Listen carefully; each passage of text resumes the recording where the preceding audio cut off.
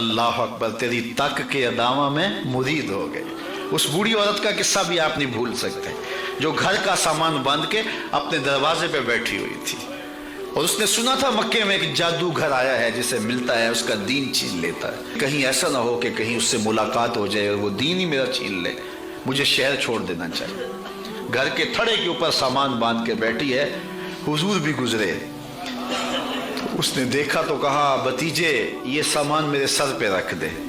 حضور نے سامان اٹھایا، دیکھا تو بوجھل تھا، وزنی تھا، اور بڑھیا کو دیکھا تو کمزور تھی، تو کہا کہ بڑھیا اگر چاہو تو جہاں چاہتی ہو میں خود نہ چھوڑا۔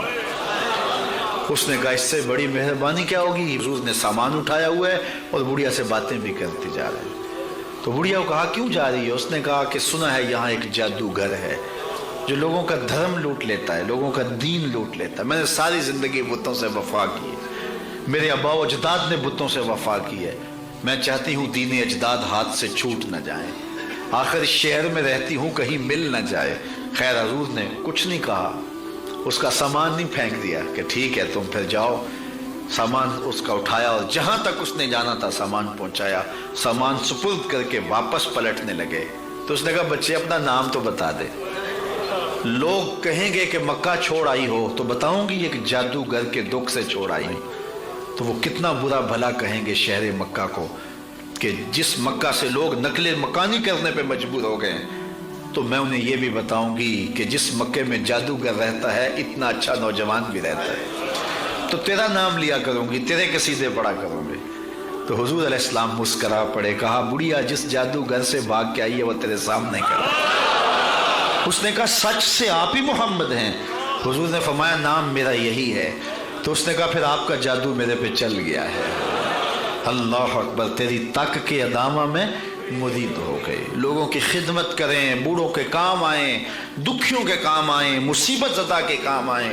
حضور یتیم ہو کے یتیم پرور تھے، لاچاروں کی مدد کرتے، لوگوں کے گھروں میں پانی بھر کے دے دیتے، اور دکھیوں کے کام آ جاتے اور مصیبت زدوں کے کام آ جاتے۔ تو حضور سے پیار کرنے والوں، امت میں آپس میں حسد نہ پھیلاؤ، بغض نہ کرو، نفرتوں کے پہاڑ کھڑے نہ کرو، ایک دوسرے سے پیار کرو، جڑو، امت وحدہ بنے، اور اپنے ماحول کو، اپنی معاشرت کو ایک خوبصورت معاشرت کا رنگ دو، اور اپنی زندگی کو حضور کے نام کر دو۔ حضور علیہ السلام کی محبت سے معاشرے کے دکھ جو ہیں وہ سمیٹے جا سکتے ہیں۔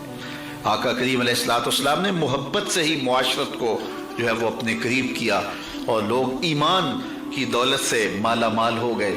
وہ ایک بچہ آیا نا اپنی ماں کے لیے لباس لینے کے لیے، اور پہلے وہ گیا اپنے چچا کے پاس، اس کی ماں بیوہ تھی اور اس کا لباس پھٹ گیا تھا، اور وہ اپنے چچا کے پاس گیا تو اس نے دھتکار دیا۔ ماں نے اس کو روکا تھا بیٹا نہ جانا، لیکن اس نے کہا کہ تیرے بدن کے اوپر جو لباس ہے وہ بھی پھٹ گیا ہے اور جگہ جگہ سے جسم جھلک رہا ہے، تو میں اپنے چچا سے آپ کے لیے لباس لے کے آتا ہوں۔ پھر جو رویہ اس نے اختیار کیا تو واپس روتا ہوا آ رہا تھا، تو کسی نے راستے نے پوچھا کہ کیا ماجرا ہوا؟ اس نے کہا چچا کے پاس گیا تھا ماں کے لیے لباس لینے، اس نے تو لا کے بھیج دیا۔ اللہ اکبر۔ تو اس نے کہا کہ جا سین حرم میں محمد نام کا ایک شخص بیٹھا ہوا ہے، اگر تو اپنا دکھڑا اس کے سامنے پیش کرے تو وہ امید ہے تمہیں رد نہیں کریں گے، لیکن سن لے ان کا دین کوئی اور ہے۔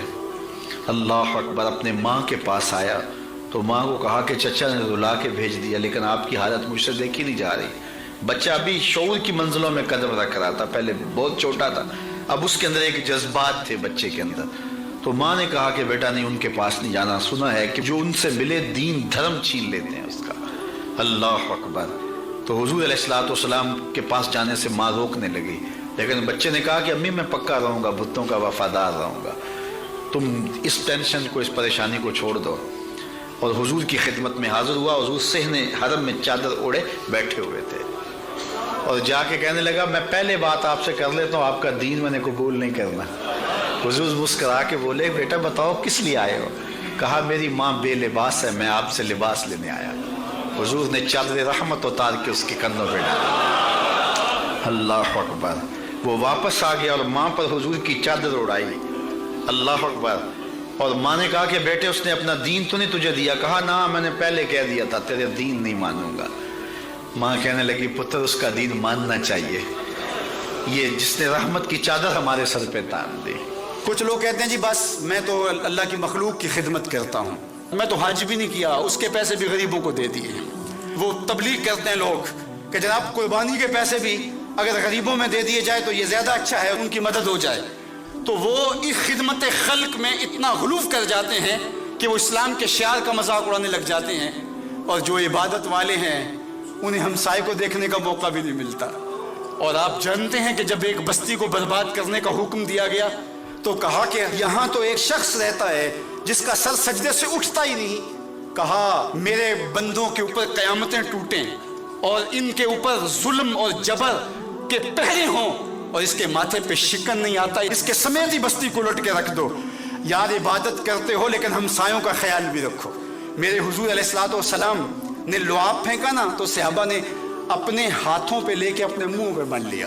آپ نے عشق اور محبت کی لوگ داستانیں بڑی سنی ہوں گی، لوگوں نے نہریں بھی کھودی، لوگوں نے محبوبوں کے لیے کیا کچھ نہیں کیا، لیکن آج تک آپ کو ایسا نہیں ملا ہوگا کسی محب نے محبوب کا لعاب بھی چاٹا ہو۔ کائنات میں یہ انوکھا باب ہے۔ تو حضور علیہ الصلوۃ والسلام نے فرمایا کہ تمہیں اس چیز پر کس نے ابھارا کہ میرا لعاب بھی اپنے چہروں پہ مل رہے ہو؟ انہوں نے کہا اللہ اور اس کے رسول کی محبت نے۔ تو میرے حضور نے اس کی نفی نہیں کی، لیکن ساتھ ہی فرمایا اگر کوئی چاہتا ہے کہ اللہ اور اس کے رسول سے محبت کرے اور اللہ اور اس کا رسول اس سے محبت کرے تو وہ ہمسایوں کے حقوق کا خیال رکھے۔ یعنی تمہارا یہ پہلو بھی، تم عاشق رسول بھی ہو لیکن ہمسایوں کا بھی تو خیال رکھو۔ تمہارے گھر پہ جھنڈا تو لگا ہے حضور کے میلاد کا، لیکن اگر ہمسایوں کے گھر میں اندھیرا ہے تو یار اپنے گھر میں اس سال اگر چراغاں نہیں کر سکے، غریب ہمسائے کا میٹر کٹ گیا اس کا بل دے دو، آمنہ کا لال زیادہ خوش ہوگا، میلاد والا رسول زیادہ خوش ہوگا۔ اس لیے دونوں پلڑے برابر رکھو، نہ تو عبادات کے زعم میں تم خدمت خلق کو اور ہمسایوں کے حقوق کو، رشتہ داروں کے حقوق کو بھول جاؤ، اور نہ یہ کہ تم خدمت خلق کے نام پہ عبادات کا مذاق اڑانے لگو۔ وَكَذَلِكَ جَعَلْنَاكُمْ أُمَّةً وسطا۔ ادارت المصطفیٰ دونوں بازوؤں کے ساتھ اڑنے کی فکر رکھتا ہے، اور امت وسط کے مزاج کو لوگوں میں راسخ کرنا شروع ہوتا ہے۔ ظاہر ہے جب کبھی اس بازو پہ زور پڑے تو کبھی اس بازو پہ زور پڑے تو بازو جھکنے لگتے ہیں، تو میرا اللہ مدد کرتا ہے، نصرت دیتا ہے۔ تو کبھی ہمارے کسی بازو پہ فتویٰ بھی آ کے جو ہے وہ زور ڈالتا ہے، کبھی کسی فتوے کا میزائل لگتا ہے، لیکن ہم تو بلے شاہ کی بولی میں کہتے ہیں بلے آلو کی تینوں کافر کافر آکھن تو آہو آہو آکھ۔ ہمارا کام الجھنا تھوڑا ہے، ہم نے تو آگے بڑھتے ہی چلے جانا ہے، اور ہماری منزل تو مدینہ ہے، ہم نے تو اس کی طرف عازم سفر رہنا ہے۔